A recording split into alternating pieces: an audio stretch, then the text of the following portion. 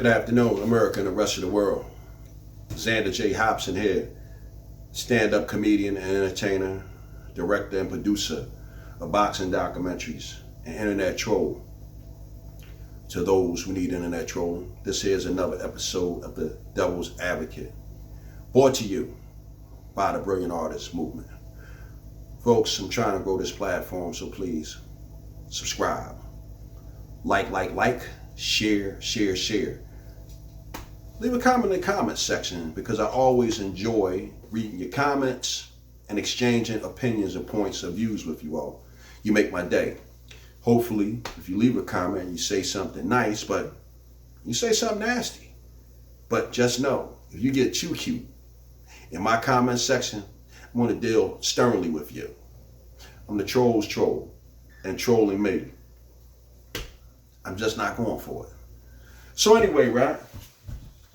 The African American community is plagued with dysfunction. Sad. I live here in Philadelphia, and we had a bloody weekend. 4 women got killed along with a bunch of other guys. And that's the guys cutting up. The sisters, they know better.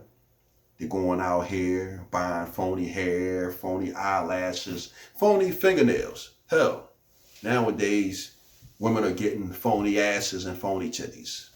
They're not happy with themselves, and they don't understand that they are beautiful. And it's sad.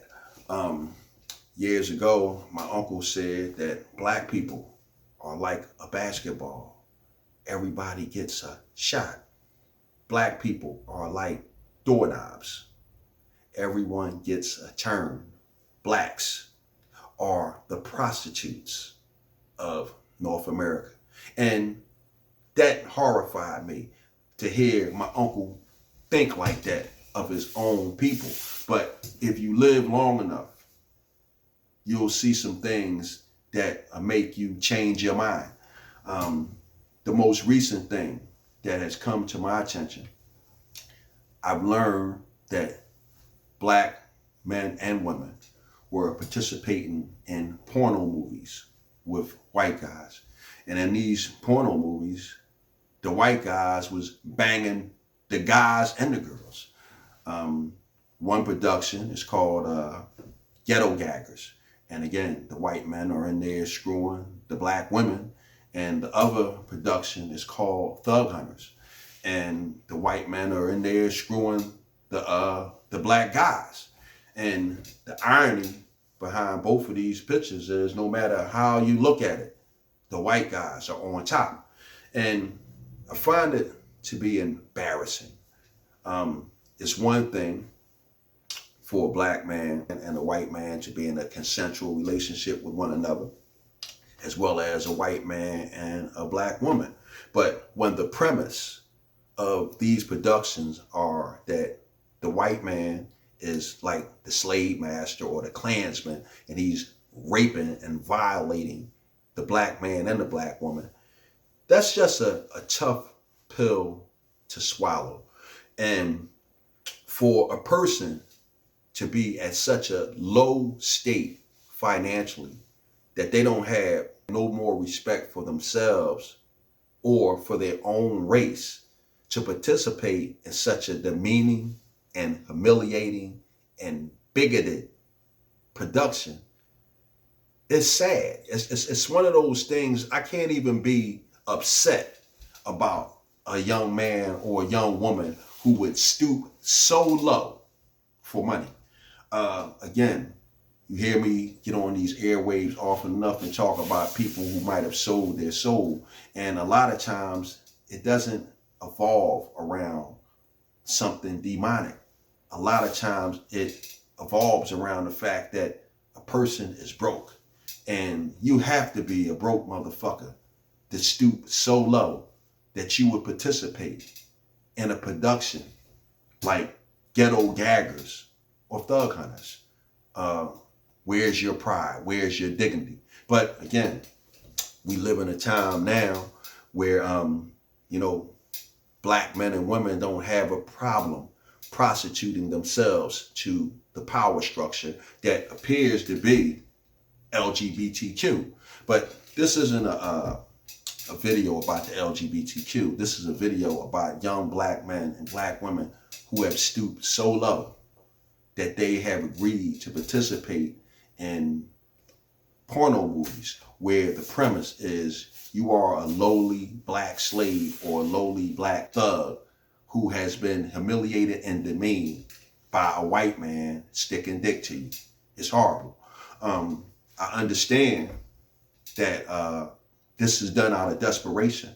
And, you know, for thousands of years, when people become desperate, they either resort to a life of crime or they resort to prostitution.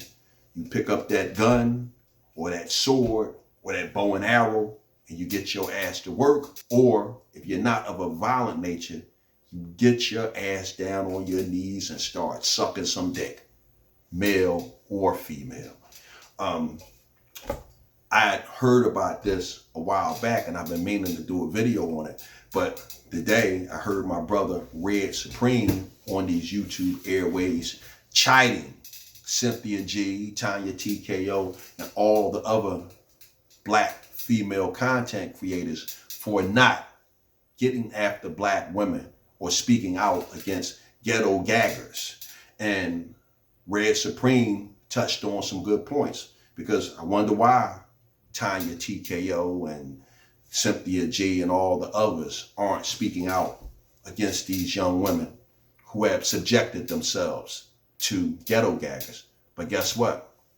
I found my brother Red Supreme to be a hypocrite, because while I sat there listening to his broadcast, I was wondering why he didn't speak out against thug hunters.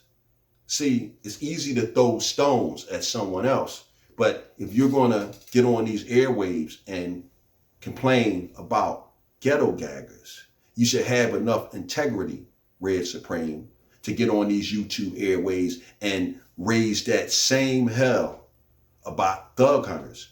Where's the black male YouTube content creators about thug hunters? But again, this gender war thing that's going on between black men and black women, it's a bunch of bullshit.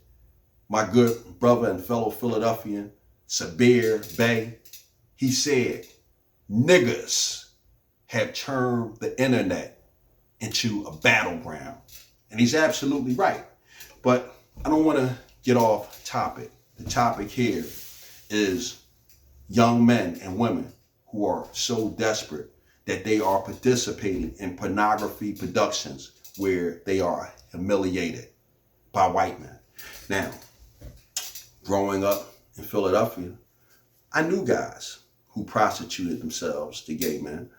And in a lot of cases, they were so desperate, they prostituted themselves for something to eat, for clothing, and in some cases, places to live. Now, I know one guy, he was high end. He was just like an old broad. This dude prostituted himself for cars, money, and jewelry, and things of that sort. And the crazy thing about this guy, if you called him gay or fag or homosexual or something, this guy would get pissed at you, because he didn't see himself as a homosexual, nor did he see himself as committing homosexual acts for money. This fella saw himself as a mercenary, as an opportunist. But again, this fella's lust derived from his being broke. A few years back, a prominent Philadelphia boxer by the name of Yusef Mack found himself in a desperate situation, and he filmed some gay porn. And his doing so was not only embarrassment to his family, it was also an embarrassment to the Philadelphia boxing community. But again, I get it. When people are desperate, they'll do desperate things. And obviously, these young men and women who are participating in the porn movie or the porn productions of ghetto gaggers are desperate. I get it. A lot of times, these people haven't made an honest buck in a very long time. And when they get on these sites or these sets for these productions, and those guys reach in their pocket and pay them, a lot of times that is more honest money than they ever seen in their life. and they have no problem selling their souls. So this is what I was thinking about. I didn't mean to be long-winded. Again, this is just disheartening to me when I think about all the struggles that individuals like Dr. Martin Luther King, Malcolm X, the Honorable Elijah Muhammad, Marcus Garvey, when I think about the struggles that they made to move the black race forward, it saddens me to see how much we regressed. I think that personally, that African Americans, we are just a few notches above slavery. Again, you had black men killing one another left and right, and occasionally killing women and children. You had black women who don't like themselves, and they go to the store to try to buy beauty, hair, eyelashes, fingernails, boobs, and ass. And now you have African Americans who have stooped so low that they are participating in pornography productions where black men and women are being fucked, literally and figuratively, by white men. I mean, this is an embarrassment. And personally, I think if Martin Luther King, Malcolm X, the Honorable Elijah Muhammad, and Marcus Garvey were alive to see this bullshit, I think they would be embarrassed. And I think personally, owing to the struggle that they put forth for all of us, I think they would cuss you sorry sons of bitches out. I'm done with it. Bam!